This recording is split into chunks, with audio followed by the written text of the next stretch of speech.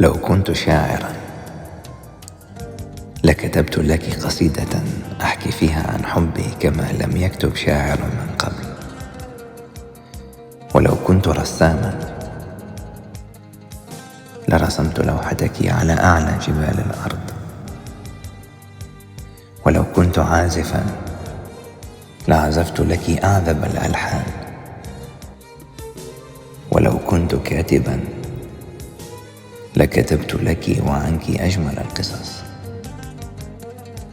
ولكني محض عاشق ولست أيا من هؤلاء، فكيف الوصول إليك أيها المستحيل؟